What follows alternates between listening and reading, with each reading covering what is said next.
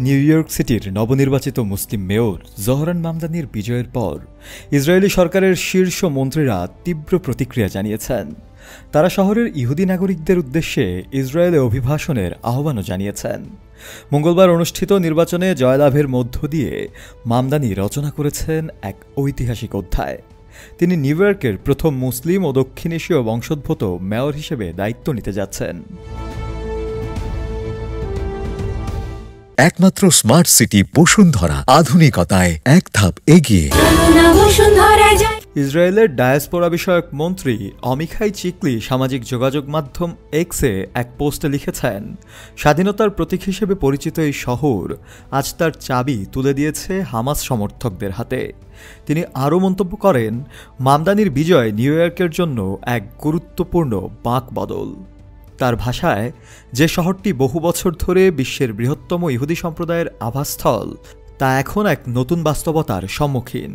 চিকলি শহরে ইহুদি জনগণকে আহ্বান জানান তারা যেন ইসরায়েলকেই নিজেদের ভবিষ্যৎ নিবাস হিসেবে বিবেচনা করেন। অন্যদিকে ইসরায়েলের জাতীয় নিরাপত্তা মন্ত্রী ইতামার বেন গভির মামদানির নির্বাচিত হওয়াকে বর্ণনা করেছেন সাধারণ বুদ্ধির ওপর ইহুদি বিদ্বেষের বিজয় হিসেবে। তিনি নবনির্বাচিত মেয়রকে আখ্যা দেন হামাসপন্থী ইসরায়েল বিরোধী এবং প্রকাশ্য ইহুদি বিদ্বেষী হিসেবে। একই সঙ্গে ইসরায়েলের জাতিসংঘ রাষ্ট্রদূত ড্যানি ড্যাননও মামদানিকে তীব্র সমালোচনার মুখে ফেলেছেন।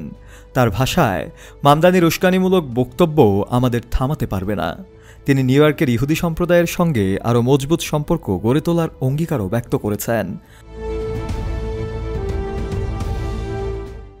নির্বাচনের আগে মামদানি ঘোষণা দিয়েছিলেন, আন্তর্জাতিক অপরাধ আদালতের নির্দেশনা অনুযায়ী যদি নেতানিয়াহু নিউ ইয়র্কে আসেন তবে পুলিশ তাকে গ্রেফতার করবে। তবে নির্বাচনী প্রচারণার সময় তিনি বারবার ইহুদি জনগোষ্ঠীর প্রতি সংহতি প্রকাশ করেছেন। এমনকি ইহুদি জনগোষ্ঠীর একটি বড় অংশ মামদানির প্রতিও তাদের সমর্থন প্রকাশ করেছে। এ ব্যাপারে মামদানি বলেন, এই শহর বা দেশে ইহুদি বিদ্বেষের কোনো স্থান নেই। আমরা সর্বদা ইহুদি সম্প্রদায়ের পাশে থাকব।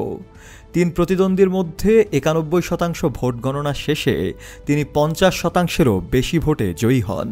তার সমর্থকরা নানা পটভূমির মানুষ, যাদের অনেকেই নেতানিয়াহু সরকারের নীতি বিরোধী, বিশেষত 2023 সালের অক্টোবর থেকে গাজায় চালানো হামলার পর থেকেই। উল্লেখ্য, গাজা ইসরায়েলি হামলা এখন পর্যন্ত 69,000-এরও বেশি মানুষ নিহত এবং 1,70,000-এর বেশি মানুষ আহত হয়েছেন। নিহতদের মধ্যে অধিকাংশই নারী ও শিশু। এই ব্যাপক প্রাণহানির ঘটনায় আন্তর্জাতিক অঙ্গনে তীব্র সমালোচনার ঝড় উঠেছে। পাশাপাশি নেতানিয়াহুকে একজন যুদ্ধাপরাধী হিসেবে বিশ্বের অনেক দেশ স্বীকৃতি দিয়েছে। শফেল মাওলা, কালের কণ্ঠ।